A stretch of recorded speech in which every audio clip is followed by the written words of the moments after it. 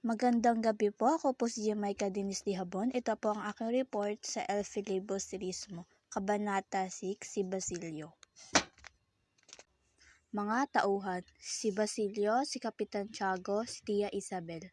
Mga talasalitaan, nasasalapid, napapatid, pagkabubulay-bulay, pag-iisip, dumulog, lumapit, duyok-dok, gutom na gutom, adsum, naririto, paglilitis, pagsusudit, sobresliente, gradong pinakamahusay, pagpapasumala, pagkakamali, sable, erpadang nakakurba, napatangi, nangingibabaw, bachilero, kolehiyo, lisensiatura, lisensya.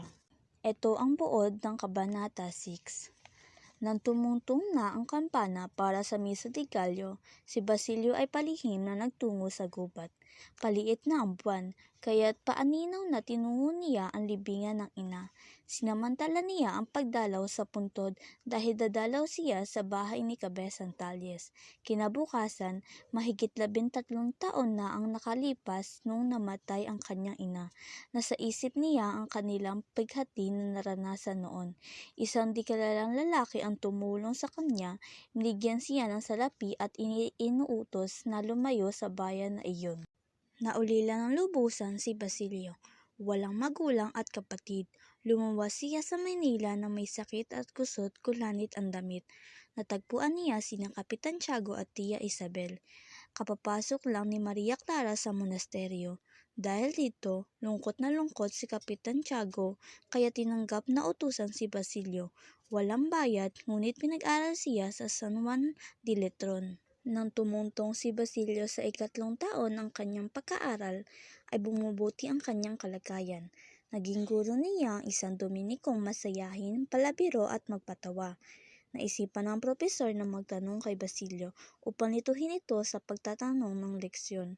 Subalit nasagot siya ni Basilio ng tuloy-tuloy, parang lori siya kung sumagot.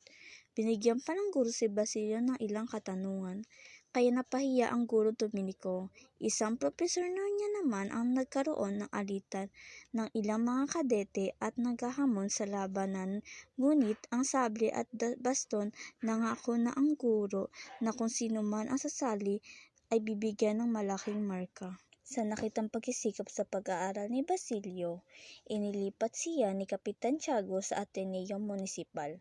Gusto sana ni Kapitan Tiago na abogasya ang pipiliin ni Basilio sa pag-aaral, pero pinili niya ang medisina dahil sa sariling hilig at pag-uugali. Lalong pinagbuti ni Basilio sa pag-aaral nung nasa 3 taon lamang sa medisina ay nanggagamot na siya.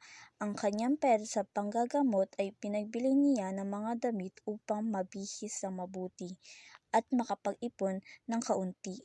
2 buwan na lamang at doktor na siya.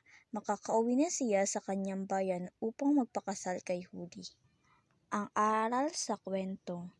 Ang isa sa makukuhang aral sa kabanatang ito ay huwag kang bibitaw sa iyong pangarap. Parang sa ginawa ni Basilio bilang isang bata at mayroong pangarap sa buhay. Nagtatrabaho sa iba't ibang tao, nagtiis ng gutom at hirap para lamang siya ay makapag-aral. Kahit nawalan siya ng ina at kapatid, ay hindi siya nawalan ng loob. Nag-aral siya ng mabuti para makamit niya ang kanyang mga mithiin sa buhay.